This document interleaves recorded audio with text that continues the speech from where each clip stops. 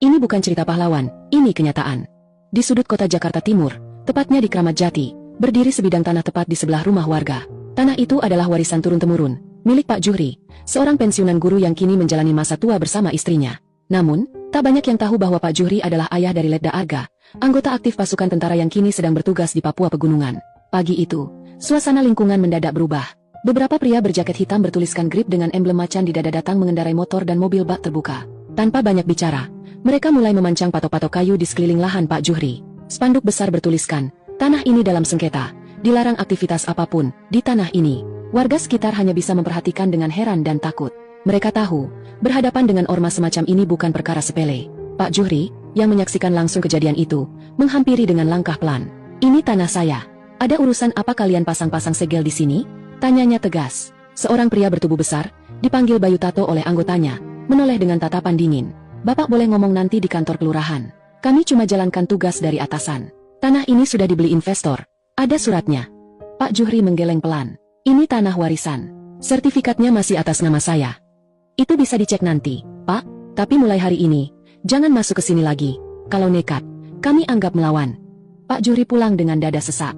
Ia membuka kembali lemari dokumen, mengeluarkan sertifikat tanah asli. Tak ada yang salah. Tapi ia sadar, di Jakarta, kebenaran hukum kadang bisa dikalahkan oleh kekuatan di lapangan. Malam harinya, ia menghubungi anaknya, Letda Arga, lewat video call. Wajah Arga yang tadinya lelah, berubah tegang saat mendengar kabar itu. Ia terdiam, matanya menajam. Pak, jangan khawatir. Aku akan urus ini. Tapi jangan bergerak sendiri. Hati-hati, ucapnya. Telepon ditutup. Di kejauhan, Arga berdiri di depan tenda militernya, menatap langit yang gelap. Ia tahu, ini bukan sekadar soal tanah. Ini soal harga diri dan kehormatan keluarga. Ia bertekad, siapapun yang bermain kotor atas nama hukum akan segera berhadapan dengannya. 3 hari berlalu sejak penyegelan itu. Spanduk grip masih berdiri. Tak ada satupun warga yang berani mendekat. Tanah kosong di samping rumah warga itu kini jadi titik ketegangan. Letda Arga, yang telah mendapat izin cuti darurat, mendarat di Jakarta. Ia langsung menuju rumah orang tuanya. Pelukannya hangat, tapi tatapannya dingin. Ia melihat spanduk itu, matanya menyala. Meski seorang militer, Letda Arga bukan tipe yang asal main pukul. Ia mulai menyelidiki.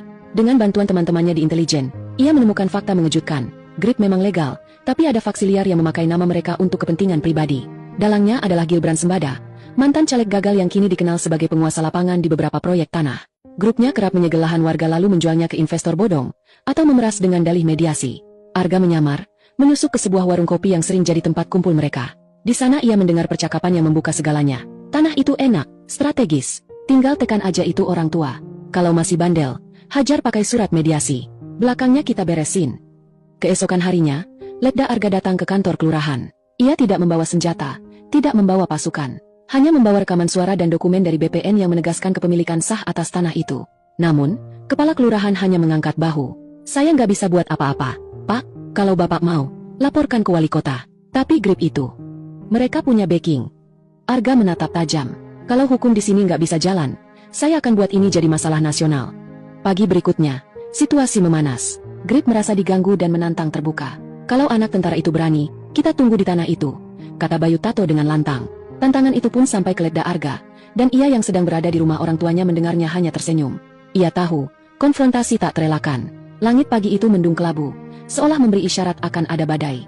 Di tanah yang disengketakan, warga berkumpul, mengintip dari balik pagar di kejauhan. Letda Arga datang seorang diri, mengenakan seragam tentara. Tatapannya tajam, langkahnya tenang. Ia berdiri di hadapan Bayu Tato. Tanah ini milik orang tua saya. Sertifikat sah. Tapi kalian segel seenaknya. Sekarang, saya minta kalian cabut semua spanduk itu dan pergi. Kita juga punya surat. Lu pikir karena lu tentara, bisa seenaknya? Ini tanah udah kami ambil alih. Kalau lu nggak suka, silakan tuntut. Jangan sok jagoan di sini.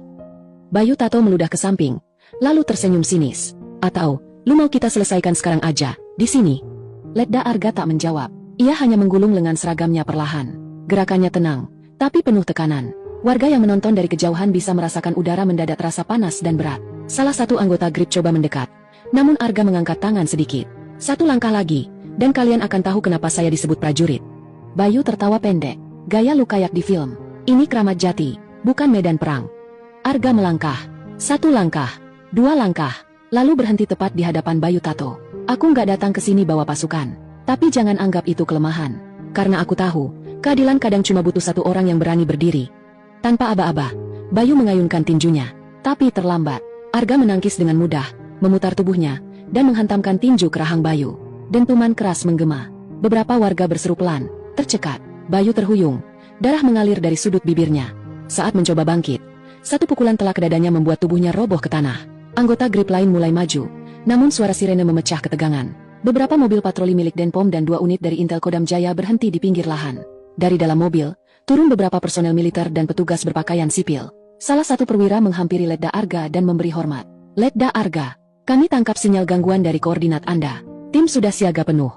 Arga menunjuk ke arah spanduk yang tertancap. Ormas ilegal menyegel tanah orang tua saya. Saya punya bukti lengkap. Dan salah satu dari mereka sudah menyerang saya sebagai aparat aktif. Seorang tentara mencabut spanduk GRIP dan menurunkannya dengan hati-hati. Beberapa anggota ormas yang mencoba kabur langsung diamankan. Satu orang yang berusaha lari sambil mengacungkan benda tumpul terkena peluru karet di kakinya, lalu tumbang dan merintih. Sementara itu, Bayu Tato yang masih tergeletak di tanah hanya bisa mengumpat pelan, menahan sakit dan malu. Warga yang sedari tadi menonton dari balik pagar mulai bersorak tertahan, antara lega dan kagum. Pak Juhri, dengan mata berkaca-kaca, berdiri menatap anaknya dengan campuran bangga dan haru. Pagi itu, di sebidang tanah sederhana wilayah Jakarta Timur, Kramat Jati, kehormatan tidak hanya dipertahankan, tapi diperjuangkan. Letda Arga tak hanya pulang sebagai anak yang membela orang tuanya. Ia pulang sebagai simbol bahwa kebenaran masih punya tempat untuk menang, bahkan ketika berhadapan dengan kekuasaan yang semu. Beberapa hari setelah insiden tentara dengan ormas GRIP dari lahan milik Pak Juhri, rekaman perkelahian antara Letda Arga dan Bayu Tato tersebar luas di media sosial. Video yang diam-diam direkam warga itu langsung viral. Judul-judul sensasional mendominasi laman berita. Tentara versus ormas. Siapa penguasa sebenarnya di tanah Ibu Pertiwi? Aksi heroik anggota TNI bela tanah warisan orang tuanya. GRIP dan sengketa tanah. Saatnya ormas preman dibubarkan. Dari warung kopi di Kramat Jati, hingga grup WhatsApp warga di berbagai daerah, masyarakat mulai bersuara dan turun ke jalan. Tidak hanya warga Jakarta Timur, tapi juga dari Bandung, Surabaya, Makassar, hingga pelosok desa di Sumatera. Kami sudah terlalu lama takut sama ormas berbaju loreng. Mereka datang seenaknya, minta setoran, ngaku bela negara. Kata seorang pemuda dari Cianjur, kalau tentara saja bisa dihina ormas GRIP, bagaimana nasib kami rakyat biasa? Kata seorang guru honorer dari Tasikmalaya. Tagar bubarkan ormas preman dan berani untuk rakyat menduduki peringkat teratas trending topik nasional selama 5 hari berturut-turut. Di markas Kodam Jaya, Letda Arga dipanggil oleh atasannya, Kolonel Aditya, perwira senior yang dikenal keras tapi adil. Secara prosedur, kau salah langkah, ucap sang kolonel pelan. Tapi secara nurani, kau melakukan hal yang benar. Kau bukan hanya membela keluarga, kau membela prinsip bangsa ini. Letda Arga berdiri tegak dan menunduk hormat. Saya hanya menjalankan sumpah saya, Pak, melindungi rakyat, bukan sekadar memakai seragam. Seminggu kemudian, sebuah forum warga terbuka diadakan di Balai Kelurahan Kramat Jati. Ratusan orang hadir, dari tukang ojek, pedagang pasar, mahasiswa, pegawai, sampai para orang tua. Topik diskusi bukan hanya tentang GRIP, tapi juga keberadaan ormas-ormas lain seperti Pemuda Pancasila, dan sejenisnya yang dinilai sering menyalahgunakan nama besar ideologi untuk kepentingan pribadi dan tekanan sosial. Seorang ibu penjual sayur berdiri, suaranya gemetar namun tegas. Kalau negara ini masih membiarkan ormas preman berkeliaran, bagaimana anak-anak kita bisa tumbuh aman? Saya cinta Indonesia, tapi bukan Indonesia yang dikendalikan oleh ketakutan terhadap baju loreng-loreng tanpa hati. Tepuk tangan pecah, banyak mata basah.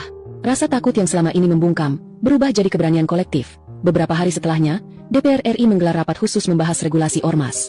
Komnas HAM, Ombudsman, dan berbagai tokoh sipil mulai angkat bicara. Desakan masyarakat masuk ke meja Kemenkumham dan Kepolisian RI. Wacana reformasi besar terhadap sistem ormas mulai digaungkan. Audit keuangan wajib, daftar anggota transparan, dan sanksi tegas bagi tindakan intimidatif. Hari itu, Letda Arga berdiri kembali di lahan milik orang tuanya. Tak ada lagi spanduk GRIP, tak ada lagi patok kayu. Angin pagi menyapu pelan, membawa aroma tanah yang kembali tenang. Di sampingnya, Pak Juhri berdiri dengan tatapan damai. Mereka akhirnya dengar, Pak, ucap Arga.